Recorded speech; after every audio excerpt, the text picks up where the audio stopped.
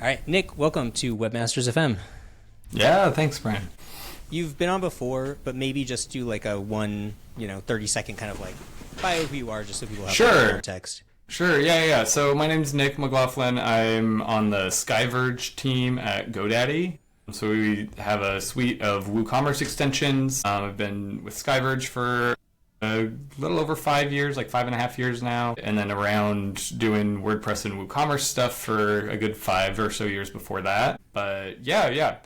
So mostly focused on Woo stuff within GoDaddy today, and also, being more involved in community and brand presence stuff, being more publicly visible, I guess, has been a big focus of mine for this year. Nice. And I should say I work at WooCommerce, which is owned by Automatic, but this podcast is not affiliated. Opinions are my own. It's not a sponsored type of thing that I do through the company. Yeah, likewise. Not here as an official representative. I did tell my boss I was going on, not representing a company view or anything. I think especially for today's topic, the interesting thing is for us to be able to just share our perspectives more than prescribe a company line or something.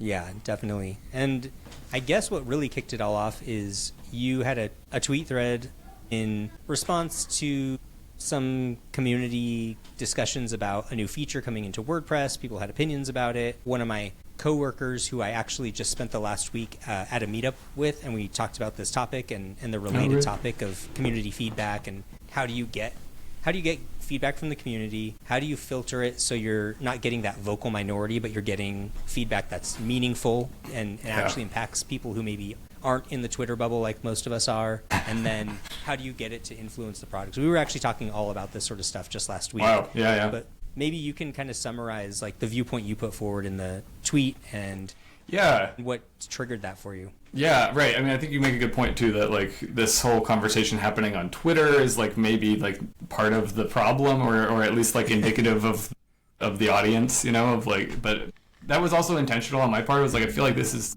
where like XYZ new thing is happening and I'm going to have a quick, 140 character take about it or whatever. I guess they're not limited now for people paying. But anyways, I'm going to have a short take on it that somebody can just read while they scroll or whatever, right? So like that's like where that happens a lot. So my thread was mostly, it was about PHP only, like we'll kind of cement this in a period of time for all history, but like PHP only block registration in WordPress coming out, and some of the responses to that being, why wasn't it this way at first? This is how it always should have been. About time that they finally got this done. Like, took way too long to get this or whatever, right?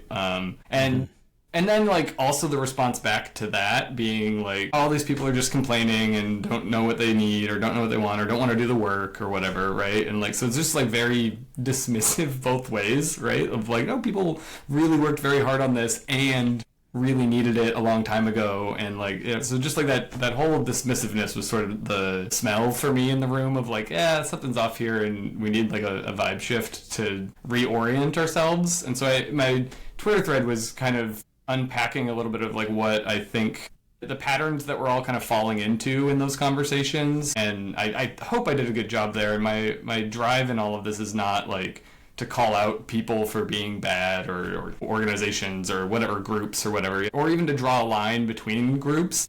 Like, it's kind of the opposite. Like, I'm trying to say these are, mentalities, perspectives, or I think it said personas in the thread that we can all kind of like get inside of or act out from or whatever, that like it's just important to be able to see that and know when you're doing it and then find ways to move from there, right? Like, so I sort of outlined like there's like this core versus community divide that sort of comes up, and there's other ways you can frame it, but that's sort of the idea is like you have like there's them over there doing the work, and they're the ones that are, making all the decisions that we all just have to, live with or whatever. And then there's them over there, depending on which perspective you look at it, everybody's always they.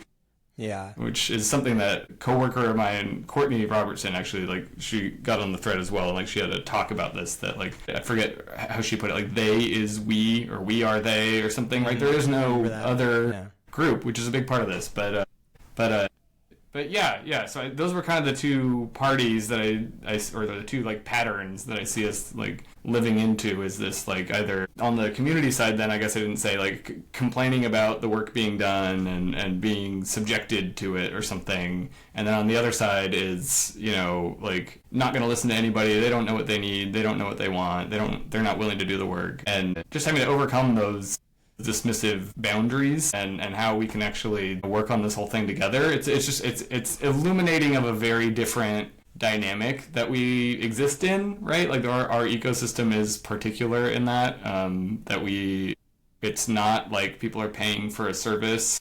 Yeah. Or paying for a product and just receiving that product, and if it doesn't match what they wanted, then they go buy a different one, right? Like in both and on multiple ways, that's not the reality, right? Like we like A, it's free, and B, like you don't get to vote with your wallet in the same way, right? Like so there is this like vote with your voice dynamic kind of built into open source. There's that kind of requires some of this conversation to happen, just hopefully in more like, you know, constructive ways. Yeah, and there's like so many dimensions to it, because like I started before I ever worked at a company that was contributing. I just worked at an agency, and I would write posts when I was annoyed with some direction or something like that, and then I would get the typical feedback, which is like, well, if you don't like it, you should just contribute. And people do not like to hear that. That is not nobody enjoys getting that response, and it's really hard because it goes both ways, where it's like, in one hand, that is true. Like, if you don't like something, you can just build it yourself, and, you know, that's getting easier and easier every day. Right. But on the other hand, it's not everybody knows how, and WordPress has gotten really complicated, and I think a lot of people who maybe could have contributed 10 years ago really struggle. I mean, I've opened up like Gutenberg. I'm like, I don't understand any of this stuff. Like, I watch my coworkers contribute. It is a lot harder. It's not just like, go and contribute, and then at the end of the day, the thing you wanted just may not make it. Like, it just may not be the priority. Right. You maybe don't convince the people. You haven't built up like the personal trust with people to give you that space to push something in. And so there's so many layers to it, and a lot of times it does get simplified down to this like, well, I'm not going to share anything because nobody's going to listen to me. They're not going to contribute. I don't know how to do it. I don't want to do it. It should just be done. They should just be meeting the users, what the users want. And WordPress, you know, if I've learned anything, it's that whatever you think is like people are using WordPress for, it's a million times bigger. It's a million times broader.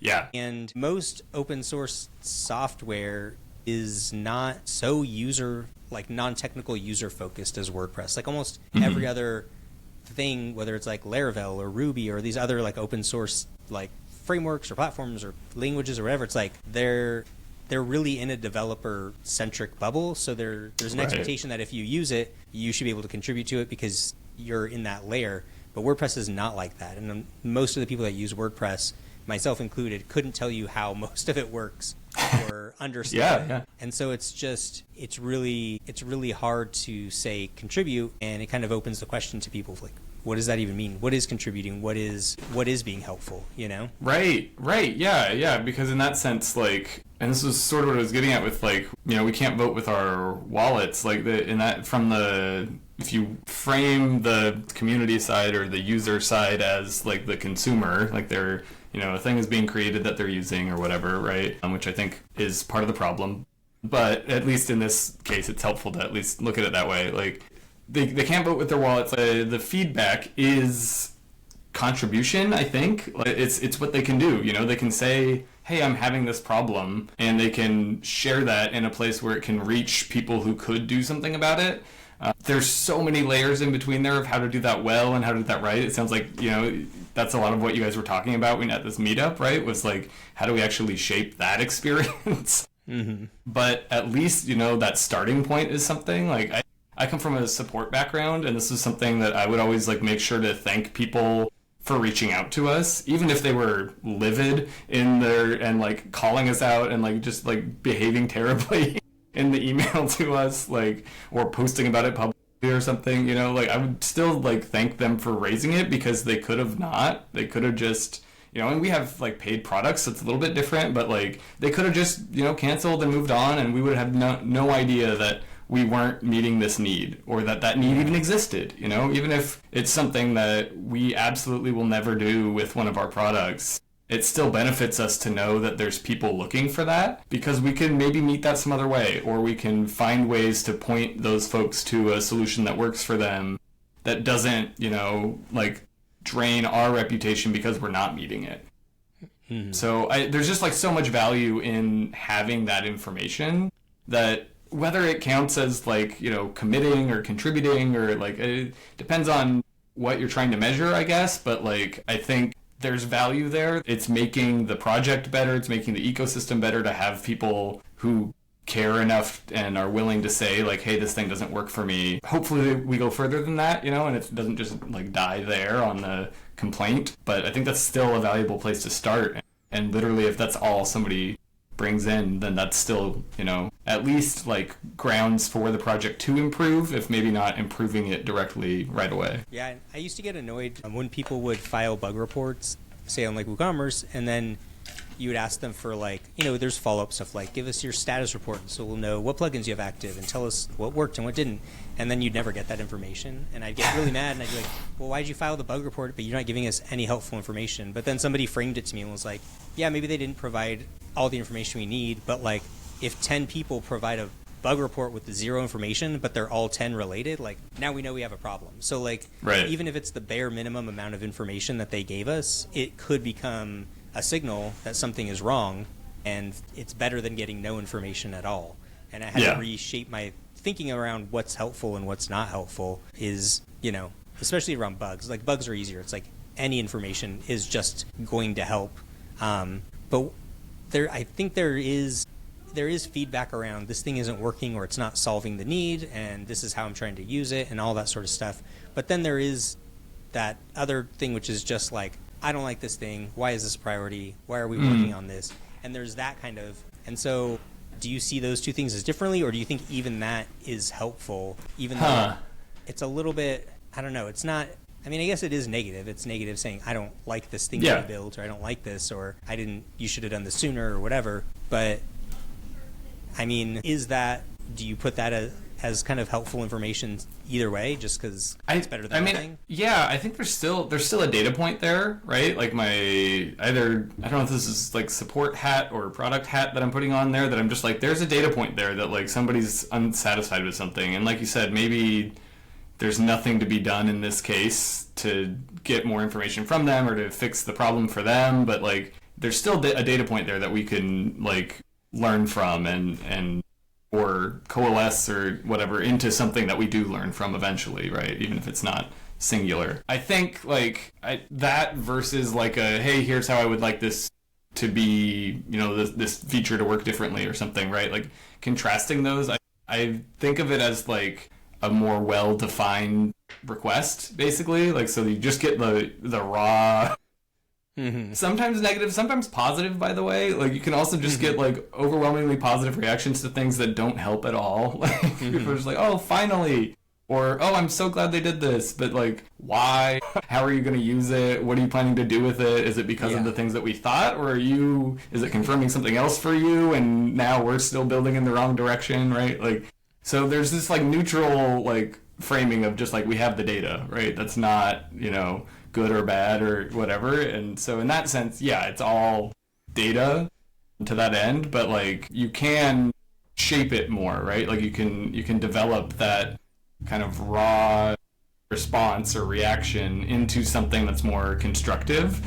And I think that takes like buy-in on both sides for sure. Like, and this is maybe the real, like, if I had a call to action in any of this, it's like to be willing to engage in this process of like shaping your reaction into a request. Like that's a process that requires trust, but creates so much value, right? That like on both sides, right? That the person who maybe like the owner of the feature or whatever, you know, like put the work out there, like has to trust that there is something deeper than just that reaction, you know, that there's, or at least that reaction is like reflective of something deeper going on, right? That there's more to this to understand. And then also obviously on the other side, you know, trusting that like somebody actually cares when they ask why I'm reacting a certain way, right? That they're not, just trying to make me look bad, or, just being upset because I didn't respond in the way they wanted or whatever. And that's hard to do. It's hard to be the person responding to those reactions. But I think that's part of like working actually on like an open source project, on a free software project, like that's public facing, like you said, like non-technical user facing. I think that's a big part of the job, is to be the one who processes those with people, like it, and hopefully like are able to not carry it. Like, I'm not trying to put a bunch of burden on, especially folks like yourself who are like explicitly outward facing in their roles. Yeah. Like, there's so much pressure there and so much to tackle there, that you also have to be able to like not carry it, like to wash it off a little bit at the end of the day. But and I don't know. I think being able to engage in that process can create a lot more value than just, the initial data might give us. Yeah, and we have like a range of different data sources around this. Like, we have like, surveys after people go through WooCommerce support. So they go through some support and we get their feedback and we hear what were their pain points. And some of it's about the support process itself, but some of it's about the product. And so you get that, and that's pretty like surface level issues. And then we do these like customer profiles, where if a customer is having an issue, we will like get a group of people on a call with them and let them just like screen share for an hour and explain all the stuff. And they do that like there's constantly new ones, like to where I can't even keep up, but they just like people running like huge stores, and they walk through and they're like explaining, this screen doesn't do what I wanted, and this doesn't, and we're struggling with these extensions or whatever. And you get both sides of it, like kind of a lot of surface level data, and then these really deep dives that might be unique to that person but might not. Right. And you kind of need all of it.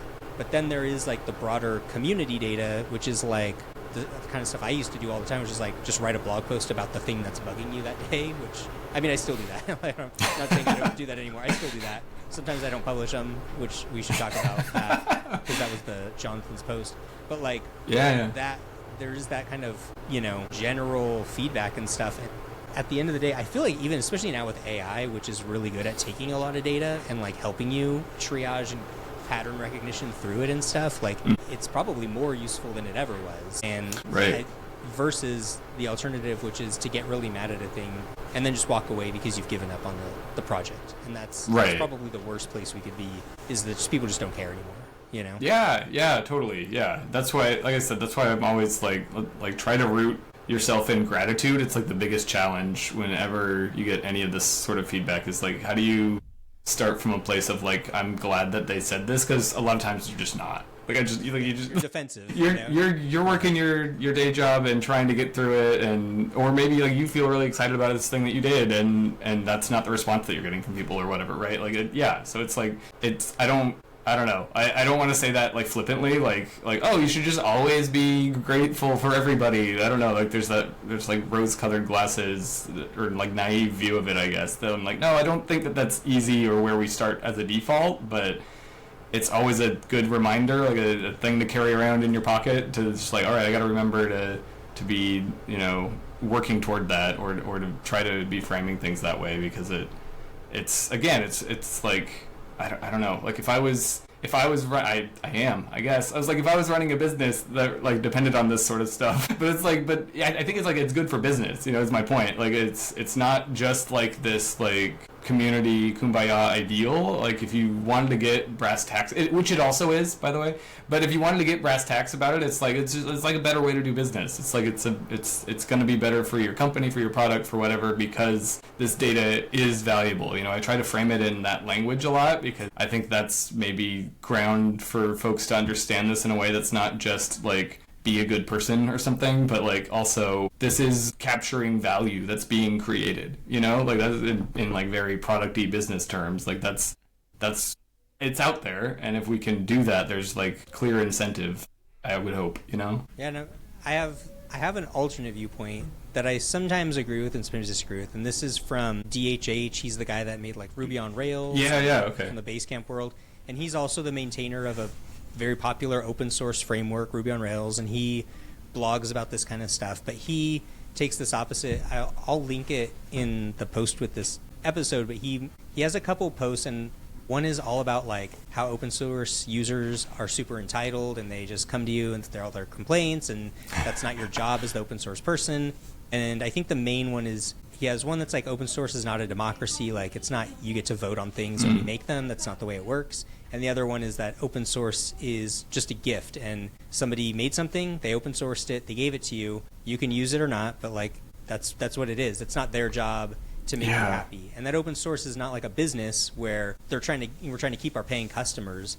Right. And it's just, hey, we made this thing. If it's useful for you, use it. If it's not, go use something else. Like whatever, we already made it for ourselves. And I think that, like I said, like I go between both viewpoints depending on my mood that day. But I do think there is something in that view. And it's kind of like, what is the responsibility for like a project like WordPress? Like, I think if you're using it, you really should be using companies that contribute back, and a lot of the big ones do, like GoDaddy sponsors contributors, Automatic sponsors contributors, Elementor sponsors contributors, like a lot of the main players that you think really do sponsor contributors back. And so, in a way you could vote with your dollars and use those companies for your products because, that you're helping at least feed the thing. But does WordPress, like the core committers that make all the decisions and stuff, like at what level should they be thinking about what people want, and at what level should they be like, well, we're just building what we want and you can use it or you can't?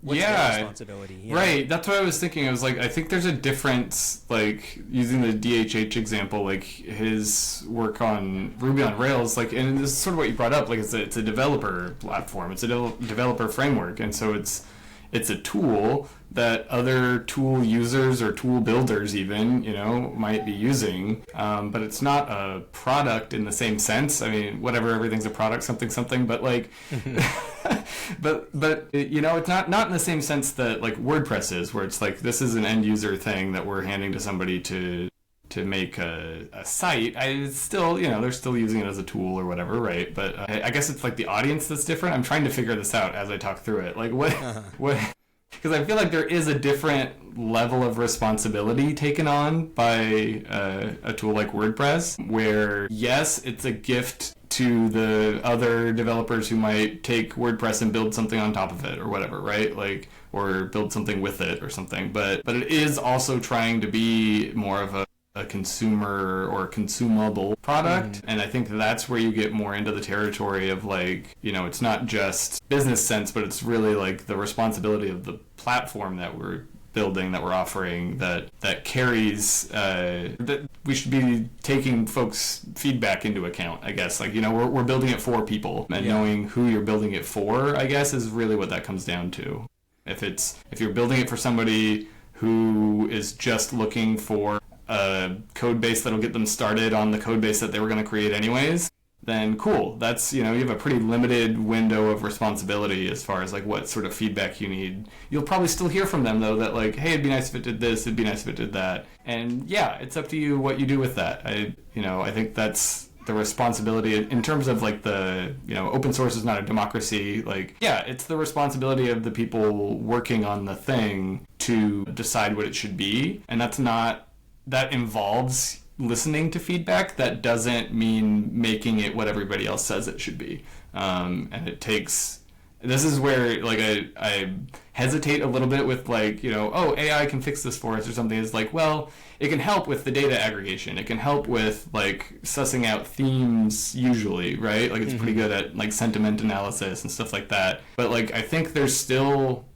I don't know, I haven't tested it out a lot. But like I think there's a pretty essentially human bit of like empathy here that's required to really understand the actual problem that somebody's trying to solve, and not just the words that they said and what that might be pointing to or something, but like really get at what they actually want here, whether they've said it clearly or not, or whether it aligns with what you think the product should be or not, but really getting into that. What's the real request here, or what's the real solution? It takes a level of thinking that I haven't seen from Claude yet, but who knows? Yeah. I don't want to rule it out. I want to put pause there, that just because it can process text doesn't mean you can understand. You need those personal interviews. You need to do that real work. And I think like you were saying, like everything's kind of a product. I think that's also a key difference where like in Ruby on Rails, like I don't think it really affects them if more people use it or not. Like they have their software company You know, they make a lot of money selling whatever Basecamp or whatever. So like more people or less people using the open source kind of doesn't really matter to them. I think Laravel's a little different, where they make their money off of like hosting and like deployment stuff. So they kind of want more people using it. So it's a little bit more closer. And then in WordPress, like we all make more money if more people use WordPress. Like if less people use WordPress, the companies that we work for will be in trouble. Like in a sense, we are all selling WordPress and hoping more people use it. And it's not a gift. It is the cornerstone of like a transaction that, you know, pays our mortgage or whatever. Like that is... It's a big difference. And like WordPress and even WooCommerce are like platforms with like ecosystems and stuff, and like more than say a page builder or something. Like we're really reliant on people showing up and adding the missing functionality and extending it and bringing in those people and solving the connections that we don't have the bandwidth to solve and stuff. And it's much more of a transactional relationship than we just made this thing and you could use it or not. It's like, no, we need you to use it. Like, we need to be happy using it because it's what our companies are built on, you know? Yeah, it's a weird space, especially I think in like Woo specifically. Like even I've had to explain a little bit of this, or I've seen like some of the disconnect for folks in WordPress more broadly, that like Woo is just generally more like monetized, right? Like we're doing, you know, businesses are running here, we're selling things. Yeah. And so like the transactional piece of that is at once like more real and still like community pointed or something, you know, like it's still like, therefore we all need to do this together or something, you know, like it's like it's a different sort of transactional than just you know, building a SaaS company or something, right? Where it's like, then we'll get your data and then we'll get, you know, it's like it doesn't work under the same rules, and it requires kind of a different level of response or a different level of effort, maybe like across a broader ecosystem. It's like ecosystem transactional or something. Yeah, that's a new thought for me, but I see what you're saying, and I'm also like, yeah, and then there's also this weird flavor of it that's different than just like your typical business transaction. Yeah.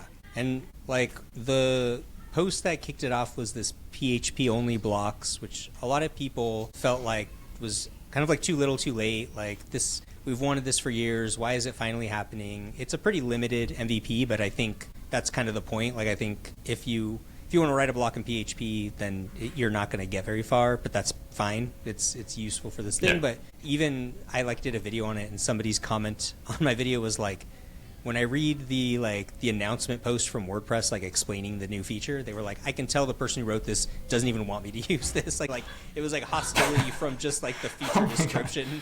I was like, okay, I don't know if that's projection. I need to reread it and see if I sense that too. But like then this week, another like dated reference, but there was, you know, the new feature coming in 7.0 is this ability to connect AI and all this stuff. And you had sent me that Marcus Burnett wrote a blog post about that, and it was sort of the opposite. Instead of too little too late, it was like, this is too powerful and too fast, and we're not ready for this.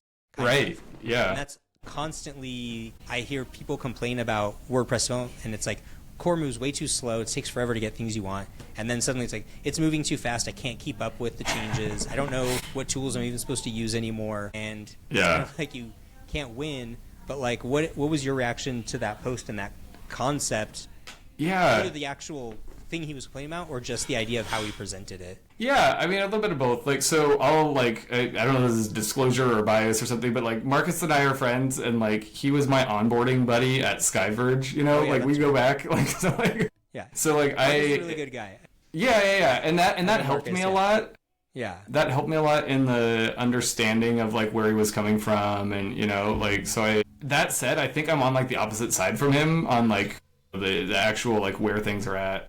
I don't know. I think we're actually on the I'm maybe coming at it from the other perspective or something. And one of the threads that I was in with him and other folks talking about this, like I very much felt like I was the one representing like, well, this is why it's this way in core or something, while everybody else was like, oh, they need to do this. Why don't they do that? It has to be this. I guess I should quickly just explain his argument, which I think is very good. Like, it's a very good argument. Yes, 100%. We've added this ability to connect AI to your WordPress site, but what happens if 10 plugins start using it and they're racking up bills and you have no idea where it's coming from, and now you got to put limits on your API keys and you can't control it? Like a very valid point. Like, and I do think there was some original ideas of like having logs and having places where you'd be able to calculate this stuff. I just don't think it made it into core in this version. Yeah, that is his main complaint. Just so in case people haven't read it, sure, it's a perfectly valid, like, good thing to be brought up for sure. Mm-hmm. Even if you're not worried about it, it is a very valid, important thing to discuss. 100%. Yeah. And I think and this gets at like really like the core of what we're talking about here of like, you know, like developing these reactions in public, right? Like the fact that he started, you know, like a Twitter thread and then that carried out into other places, right? And like turned into this like community conversation point around like, oh wait, how is this going to work? And a lot of folks learned about like what was actually being built in the first place through all that. So that's like, again, like, you know, even if you wanted, I don't think it was originally like just a complaint, but even if it was just a complaint in the first place, the fact that it created this sort of gathering point, like actually taught a lot of people about what was going on. Mm-hmm. I was doing my best to like, you know, hand out not misinformation as much as I could in that. But it also, you know, like those conversations helped develop the understanding of what was missing. You know, like the thread I was in, like we really got to this point of like, oh, a lot of folks would really benefit from specifically like plugin level permissions to use a connected AI provider. Mm-hmm. Because the thing that the core of what is coming into core is that like those connectors, the AI providers in this context, it could be other things, but in this context, AI providers can be used. What core is doing is making that accessible to the whole site, so it's not just I have a ChatGPT plugin that connects to ChatGPT, it's my site is connected to this, and now anything on my site can do that, right? So then what we got to was like, oh, having permission sets and controls over, which plugin can access which provider, and can I control how much, and which users can use that functionality and stuff. Yeah. And then obviously, you know, like observability and visibility into how much is that costing me, how often are those requests being sent, how much data is that using, you know, all that stuff, right? But really having like those controls, and that wasn't something that was in the public sphere that like people were just asking for everywhere before this. Mm-hmm. But it came out of, you know, engaging in the conversational process of like, okay, yeah, there is something off here, and like these concerns are super well founded, and it doesn't mean burn it all down, throw up our hands and walk away and dismiss the work that everybody's been doing. It means like, how can we figure that out together? Like, is there a specific request that we can shape this into to say, okay, and maybe it's a bunch of things, you know, maybe a bunch of things are missing. I'm not trying to, I think a lot of times like that response of like, what's the specific thing that you're complaining about can dismiss all the other things, right? And say, nope, I'm only going to allow you to complain about one thing at a time. And that's not helpful. Like because then we get too pigeonholed on, well, we're solving all their problems. Like, why isn't everybody happy? Yeah. It's like, no, we've missed the breadth of it for that. Getting too focused on the tree for the forest or whatever, right? Like, yeah. So it was helpful, like, right, to like work through that process together.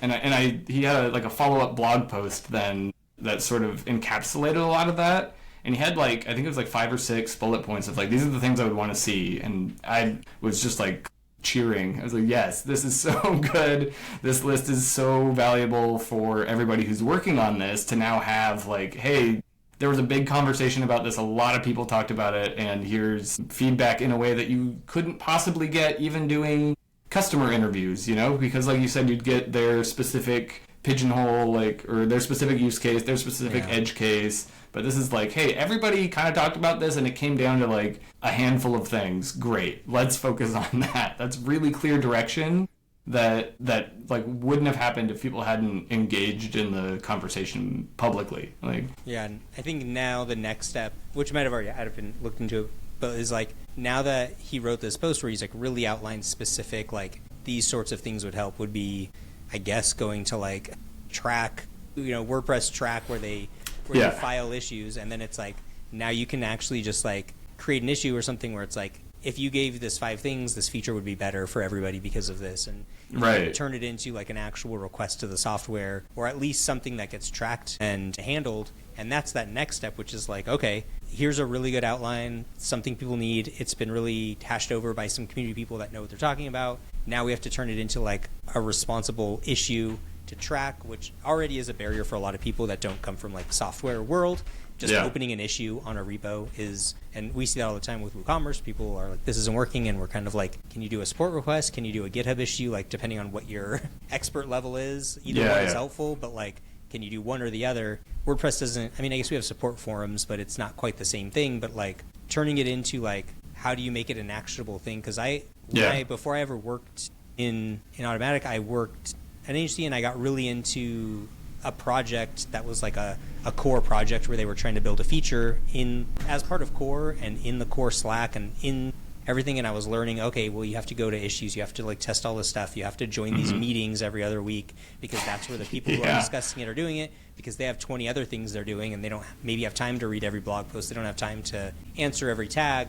So you got to go to their meeting, you got to like show all the stuff, and it was really hard. Like it was like a job, you know. It was not a light thing to do. So I just wonder, like, for people who don't know, like, the next step from like I wrote a post and I did and I really explained a thing is actually a pretty big leap, and you have to be really used to dealing with a massive scale technical bureaucracy to get to that next level where there's 900 people contributing to this release, and you have to find the right ones and get it over there, and that's hard. Yeah, absolutely. It's like both like massive scale and like just very few people at the end of the day. That is like, you have to know the right ones though. Like, who are the right people to hear this?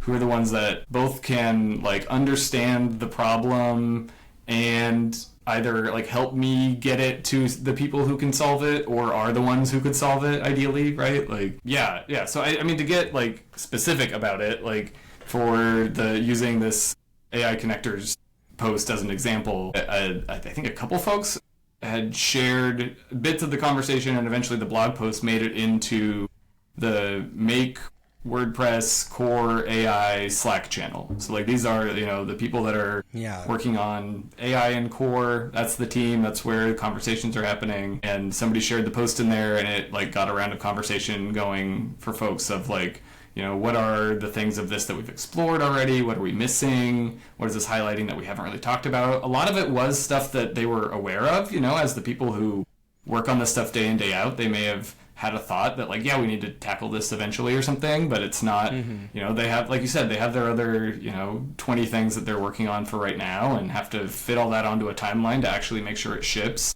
with the other hundreds of people who are trying to ship things on the same timeline. It's a beast of a project, but that was sort of the next step, the very next step of like making sure that the people that are building this are, you know, aware of the conversation, and getting some feedback from them on like, again, like what things they sort of already know about, what is maybe missing from their radar. I actually have a GitHub issue tab open, like 2 tabs down from this one, to sort of do exactly that, to formalize that into a GitHub issue. And I don't know, like, we'll see when this recording comes out, like if that's goes anywhere, or if somebody else creates it or whatever, you know, but somebody needed to, and I've been spending enough time in Core AI Slack that I knew who to ask about it. And so I just asked like, hey, I'd be happy to create an issue to help move this forward. Like, where can that go?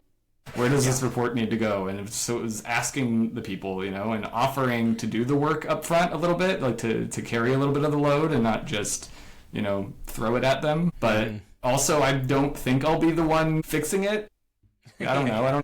I don't plan on doing that. So it is a little bit of like I'm handing this off, but you know, if I can play a part in getting the message to the right folks to get it, to turn it into action, right? Like you're right though, that's sort of the next step there is like, okay, even if we do have this well-defined request, like if all of that happens internally at a company, then you have your like product and engineering team that are kind of constantly in that conversation anyways, right? Yeah.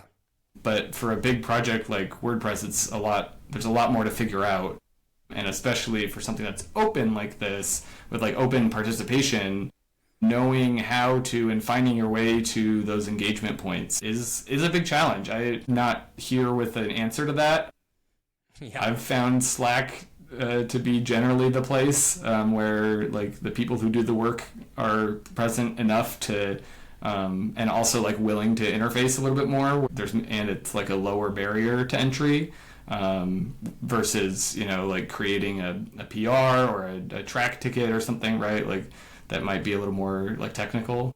yeah, finding the places that you can if you're the one in the position to do it, right? And I just sort of found myself there. Like I said, I was in these public threads talking about what's going on in core, and I was like, well, I could just turn around and have that same conversation the other way and say, hey, I'm just talking to a bunch of people about this. Where do you want to capture that? Is a pretty easy turnaround spot, right?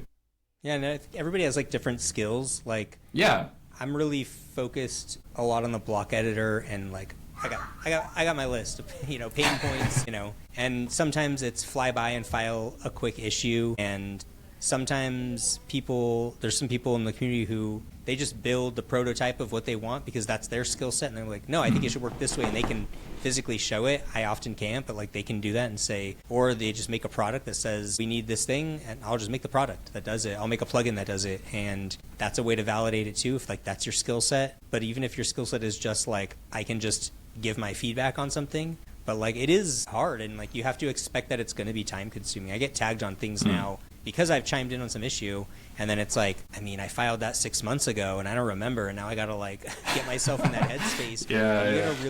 It takes time to like get into that focus space for it, and so you do have to be prepared. Like, if you go to that next level of raising the issue, like, someone's gonna tag you in 3 months with a solution, and you're gonna have to be like giving them actual feedback because you're like, shoot, this mattered then and it didn't. It's been a few months. Right.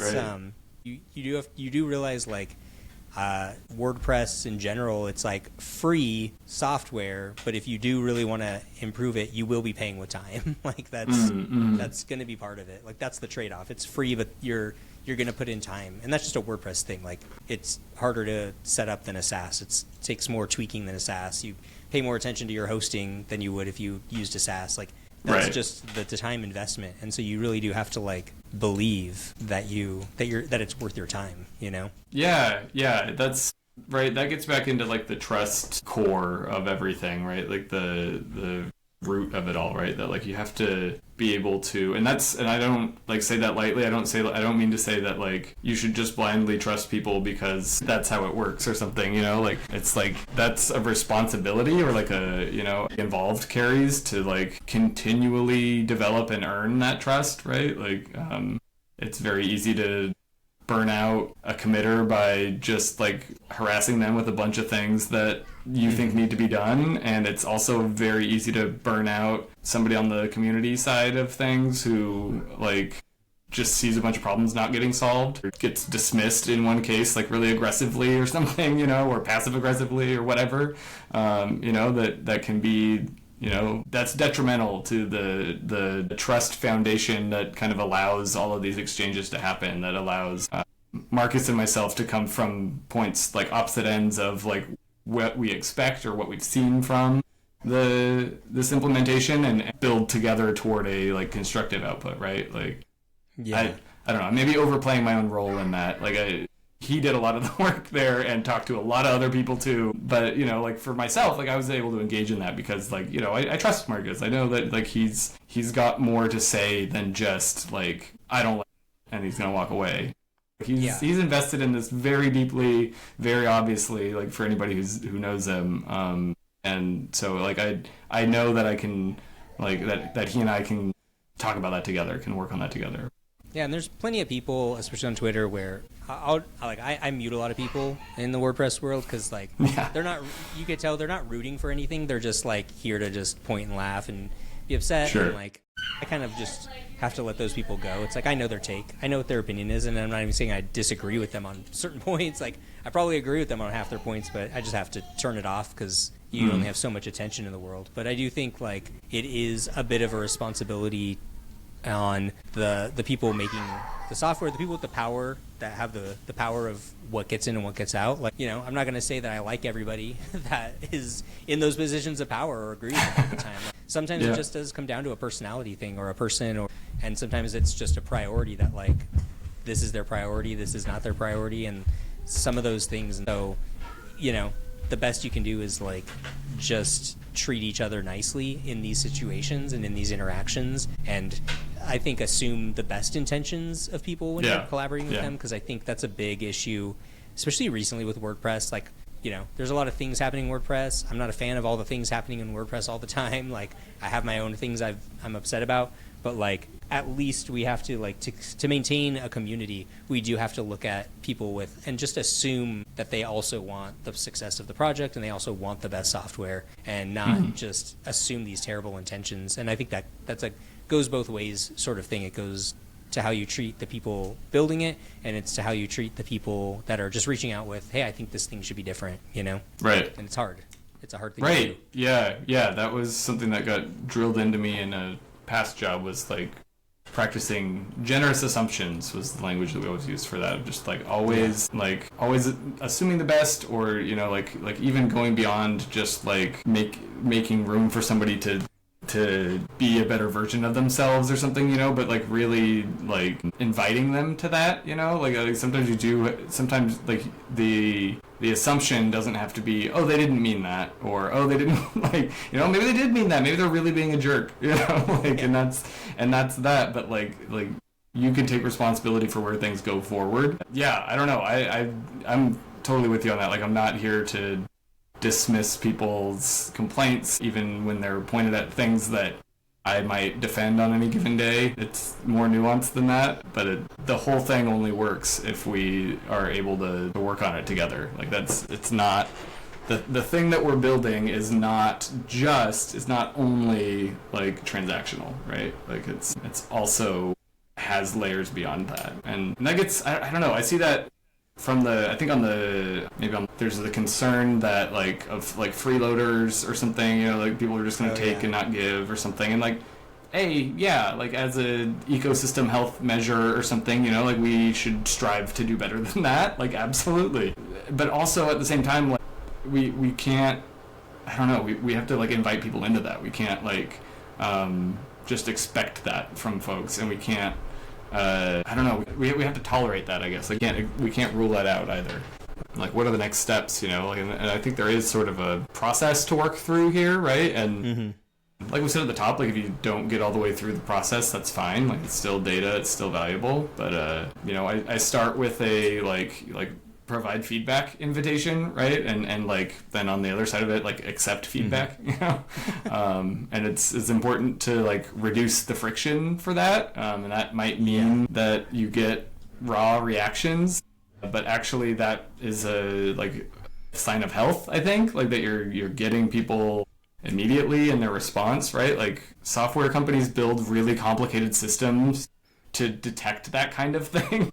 And if you can just get somebody to tweet it for you, like that's, there's value in that, right? That's not nothing, that's something. So like both like being willing to provide feedback and then being willing to receive it is sort of the first step. Like, we got to have that communication to start with. And then within that is like, can we develop that into I call it like finding the constructive notes here, right? Like, what are the things that can actually shape into something? It's not to say that we're discarding concerns about that are external to the product, but even those can be constructive about how you do those other things, and not only how this feature works, but what about the way it was built, or who got to talk about it, or whatever. Those all are things that we have to, in a big project and how WordPress works, like that's the product too. That's like, I don't know, it's maybe a weird way to think about it, but it's so all of that's can be helpful. All of that's up for debate or discussion, right, in a community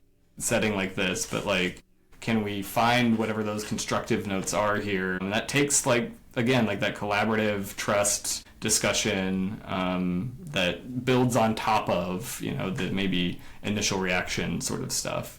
And then the next step there is to like, how do we connect that to the work being done?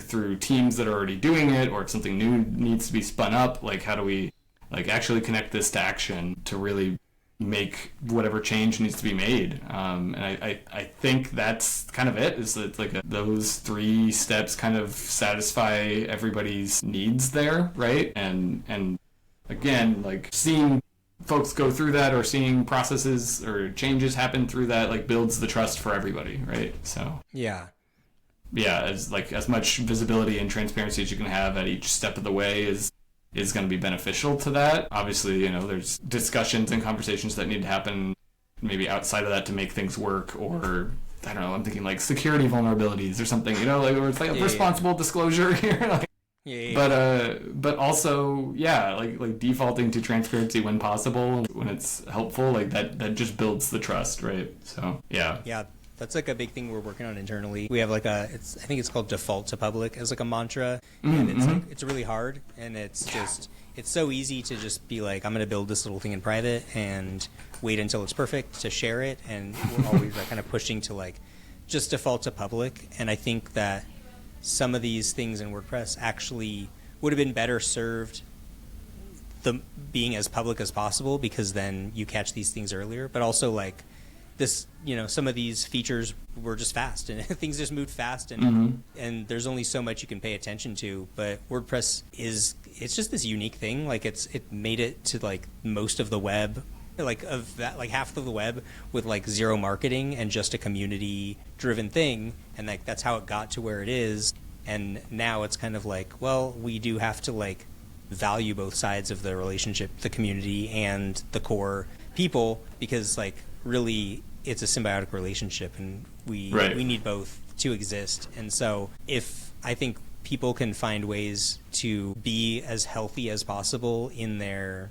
discussion of things, and WordPress itself can find ways to actually take more feedback and then actually respond to the feedback, even if your answer is no, like a really good, well-written no to an issue is extremely helpful. Like even if you're not going to do a thing, like it's extremely helpful to have the reasoning and the logic behind it, and not just dismissive because somebody dedicated time to that. Somebody like put in their effort to flag something and to really write it out and stuff. And I'm hoping that hopefully be easier going forward, because I think we are seeing like with AI like a leveling up of a lot of people. Like people are getting really upskilled in certain development aspects. Like I work on a marketing team, and our marketers are like learning how to use GitHub now because they want to use the Claude skills that each other is doing. So they're like learning version control, and they're learning all these things. Oh, wow, yeah. I think it's like this crazy thing where we are like closing that gap a lot, and I'm hopeful that the people that maybe were intimidated by some of this stuff and afraid to like voice an opinion will actually feel more empowered going forward, and we can find more ways to get all of this stuff out in the open, and we can have these conversations in public. And sometimes it doesn't happen until beta 4 of the release cycle, but like it is what it is, you know, like better now than, you know, after WordPress comes out or something like that. Right. Yeah. And then I think like my other encouragement for folks is to remember that these are like energies or perspectives or whatever that we can bring or not at any time, right? And that requires like self-reflection, but also hopefully like I'm optimistic when I say that, you know, like there's an optimism there of like, that means it doesn't have to be this way. We can change it. We can find a better way. We can find, you know, we can create the better way, maybe like in our own interactions, you know, not like the whole project has to be fixed in order for this to work or whatever, but just like I personally can interact with this in a way that, you know, helps people build trust and build better things for themselves and each other, right? Yeah, exactly. Yeah, and, you know, keep tagging people, because like you said, you could just jump into a core Slack channel and they will respond to you. Like, yeah, it's open. Like it really is. You can just be as aggressive as you want. You don't have to sit on the sidelines, and, you know, you're welcome. You're welcome to. Yeah. It's crazy. Well, thank you so much for having this conversation. I hope we hit, I mean, I feel like we could go on this for hours and stuff but hopefully we hit all of it. And I'm just grateful that we have people still engaged, because that's a sign of health, you know. It's a sign of health that like communication is still happening. So I appreciate 100% talking about it. Yeah, thanks. Cool.